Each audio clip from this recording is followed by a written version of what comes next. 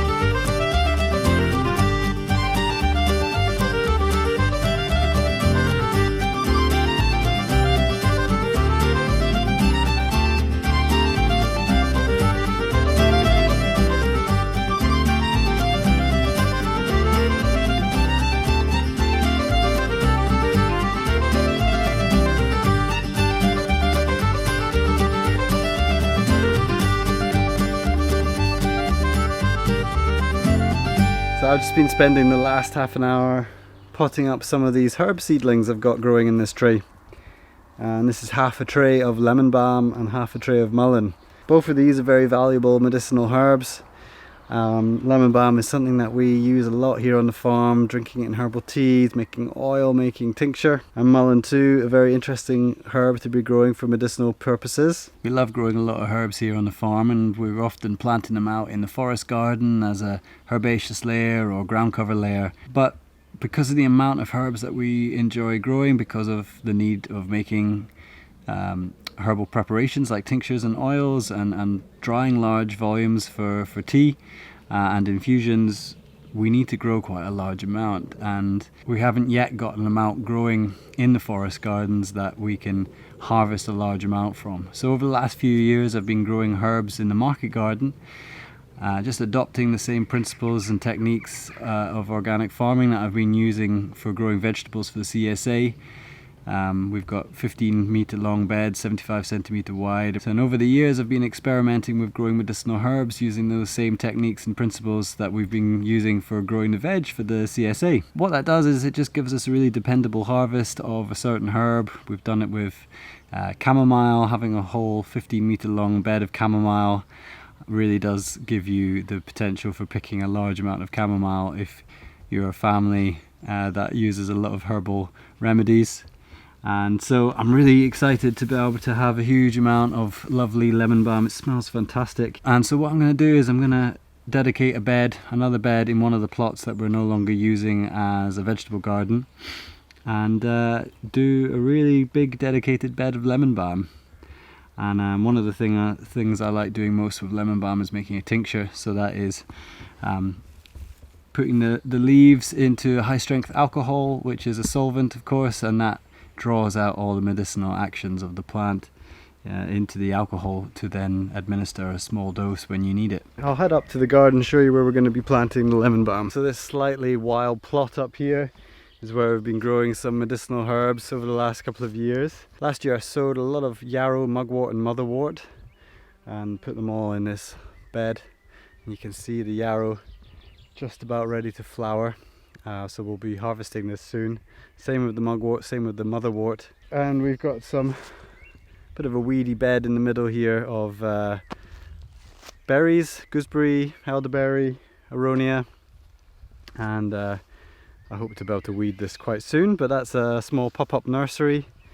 And then I've got two beds here, and you can see I've not long planted this up as a dedicated bed of calendula or marigold. I'm just getting around to mulching this because it's looking awfully dry. The soil's quite dry here. And then we've got one bed left in this plot, and this is where I'm going to be planting the lemon balm. It's been tarped for the last several months, a little bit compacted from the weight of the tarpaulin, so I'm going to go and get the broad fork, alleviate some of that compaction, and then if I've got the time and the energy, I'm going to bring up quite a few wheelbarrow loads of compost and just give a little mulch so that we can plant the lemon balm out into that mulch without the need of turning this or tilling the bed.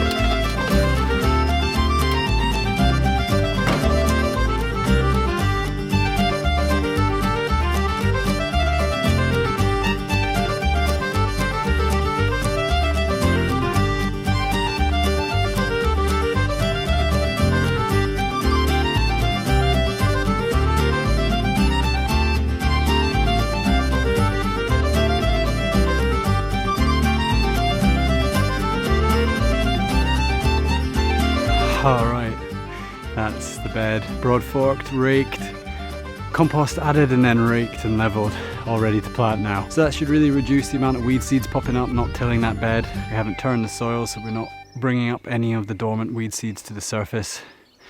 We're of course going to probably get some wind-blown seeds coming in, but they're much easier to pick out. If I was starting from scratch making a veg bed, I would have put the compost on a lot deeper.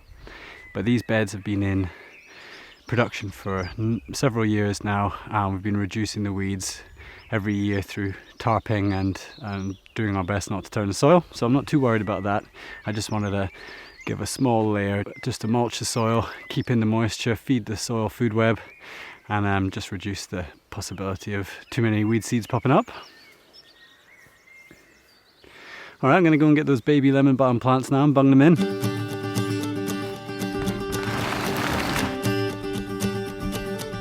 So as I was saying, we love lemon balm. We make tea in the summer when it's fresh, and we tincture it. It's one of our favourite relaxing herbs. Yeah, just a fantastic nervine, working on the nervous system to bring relief to any issues with stress or mild anxiety and depression. And it's also just got a beautiful flavour, fantastic in tea. It's fantastic as a cold tea, just infused in cold water as a summer drink. We're mostly going to be using this for tincture.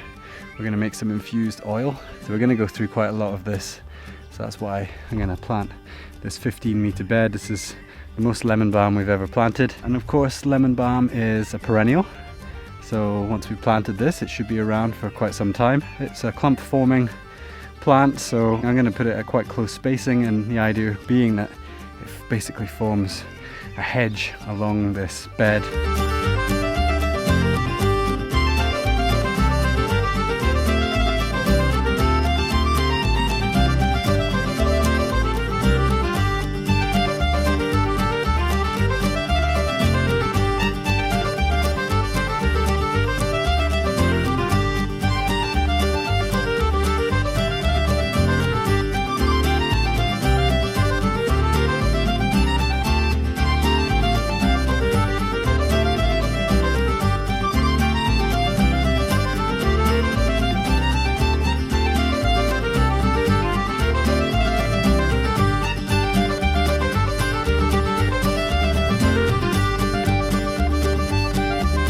Alright, that's all the lemon balm in this bed. Didn't take too long. You can just make out the little green plants. So I'll give them a water in and they should be fine. Hopefully they'll take well, but we've got plenty left over in the seedling tray to put in if we lose any, but this is obviously going to be way more than we need, I think, looking at it, plus anything that's left over that I pot up or spread around the forest garden. But like I said, we use this herb a lot, and means that we can make some really nice big batches of medicine, some lovely big batches of herbal tea and tincture and various different home medicines to keep us nice and healthy and happy. This gives us the potential to dig and divide some of these up in subsequent years and sell those on to people who might want to buy herbs in the area. Like everything that we do around here, just gives us another chance to practice and experiment with growing something on a small scale enterprise level, seeing what it takes to grow medicinal herbs in what used to be a veg garden plot for our CSA. So again, just looking back what we've got here: yarrow, mugwort, motherwort, we've got aronia berry, calendula, and now a bed of lemon balm. So a very healing plot, obviously surrounded by our forest garden tree rows full of fruit. So yeah, very abundant place now.